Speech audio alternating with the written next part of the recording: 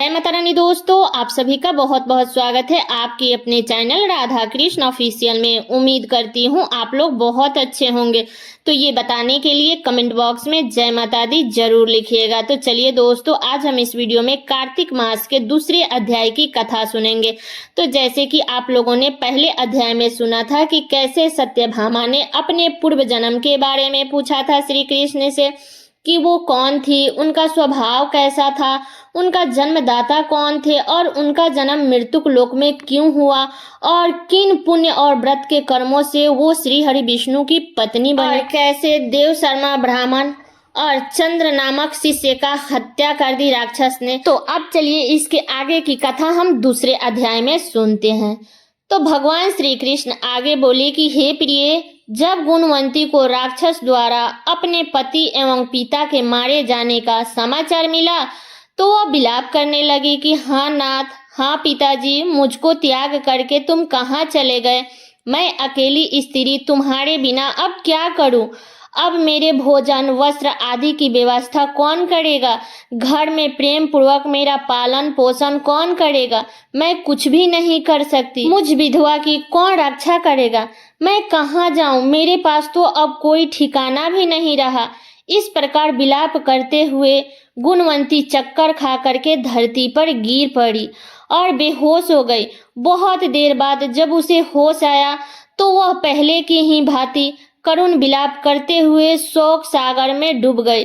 कुछ समय के पश्चात जब वह अपने आप को संभाली तो उसे ध्यान आया कि पिता और पति के मृत्यु के बाद मुझे उनकी क्रिया करनी चाहिए जिससे उनके गति हो सके।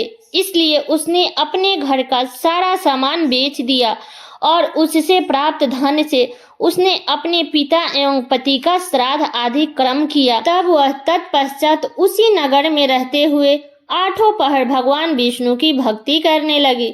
उसने मृत्यु उपरांत तक नियम पूर्वक सभी एकादशी का व्रत और कार्तिक महीने में उपवास एवं व्रत किए। हे प्रिय, एकादशी और कार्तिक व्रत मुझे बहुत ही प्रिय है। इनसे मुक्ति, भुक्ति, पुत्र तथा संपत्ति की प्राप्ति होती है।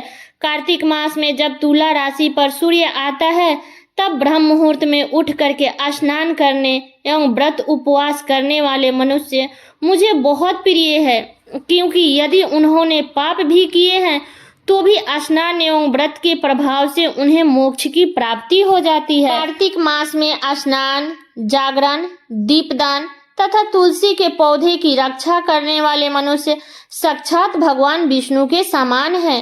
कार्तिक मास में मंदिर में झाड़ू लगाने वाले, स्वास्तिक बनाने वाले तथा भगवान विष्णु की पूजा करने वाले मनुष्य जन्म मरण के मृत्यु से छुटकारा पा जाते हैं। यह सुनकर के गुणवंती भी प्रति वर्ष श्रद्धा पूर्वक कार्तिक का व्रत और भगवान विष्णु की पूजा करने लगी।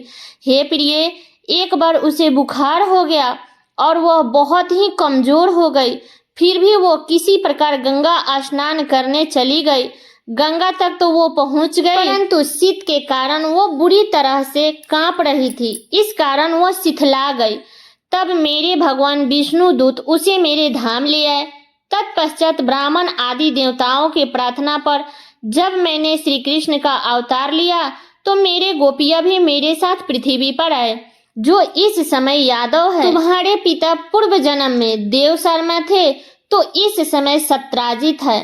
पूर्व जन्म में चंद्र शर्मा जो तुम्हारे पति थे वो डाकू है। और हे देवी, तू ही वो गुणवंती है जो कार्तिक व्रत के प्रभाव के कारण ही तू मेरी अर्धांगिनी हुई है। पूर्व जन्म में तुमने मेरे मंदिर के द्वार पर तुलसी का पौधा लगाया था। वो इस समय वो तेरे महलों के आंगन में कल्प वृक्ष के रूप में विद्यमान है।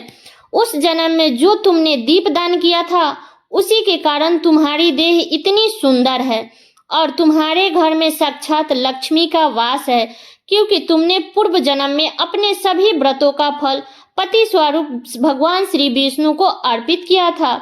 उसी के प्रभाव से इस जन्म में तुम मेरे प्रिय पत्नी बनी हुई हो। पूर्व जन्म में जो तुमने नियम पूर्वक जो कार्तिक मास का व्रत किया था उसी के कारण मेरा और तुम्हारा कभी वियोग नहीं होगा।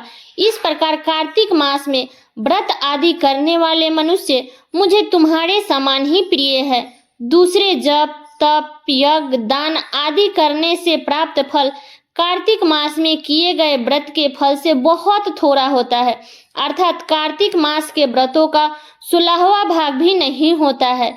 इस प्रकार सत्यभामा भगवान श्री कृष्ण के मुख से अपने पूर्व जन्म के पुण्य का प्रभाव सुनकर के बहुत प्रसन्न हो गए। तो ये थी कार्तिक मास के दूसरे अध्याय की कथा। तो अब चलिए हम लोग तुलसी माता की आरती सुनते हैं, क्योंकि कार्तिक मास में तुलसी माता की भजन करना, आरती करना, उनके मंत्रों का जाप करना बड़ा ही शुभ माना जाता है, बड़ा ही शुभ फल प्राप्त होता है। तो चलिए तुलसी माता की आरती सुन लेते हैं। तुलसी महारानी नमो नमः, हरि की पटरानी नमो नमः। धन तुलसी पूरन तप कीनो, शालिग्राम बनी पटरानी। जाके पत्र मंजरी कोमल, श्रीपति कमल चरण लपटानी। तुलसी महारानी नमो नमः, हरि की पटरानी नमो नमः। धूप दीप नैवेद्य आरती, पुष्पन की वर्षा वर्षानो। 56 भोग 3600 व्यंजन, बिन तुलसी हरि एक न मानी।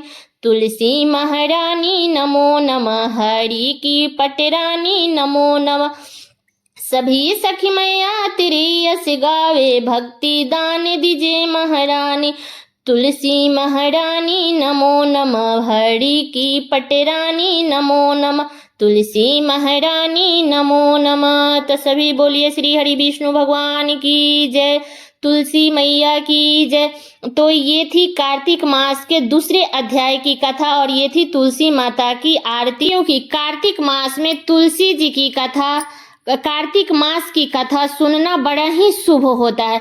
तो आप लोगों को प्रतिदिन मेरे चैनल पे कार्तिक मास के प्रतिदिन का कथा आएगा, इसलिए आप लोग मेरे चैनल को सब्सक्राइब कर लीजिएगा।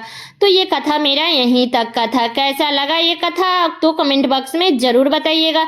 चैनल पे नए हैं तो सब्सक्राइब कर लीजिएगा, बेल आइकन को प्रेस कर दीजिएगा, जिससे मेरे वीडियो का नए नोटिफिकेशन आप सभी के पास में सबसे पहले पहुंचे। और वीडियो को लाइक कर दीजिएगा, क्योंकि आपके एक लाइक से मुझे बहुत ही मोटिवेट मिलता है। तो वीडियो को लाइक कर दीजिएगा और वीडियो को शेयर कर दीजिएगा, ताकि हर कोई कार्तिक मास के कथा को सुन सके और वो भी कार्तिक मास के पुण्य के भागीदार बन सके। तो चलिए दोस्तों, मिलती हूँ अगले वीडियो में किसी नए वीडियो के साथ में। तब तक के लिए नमस्कार।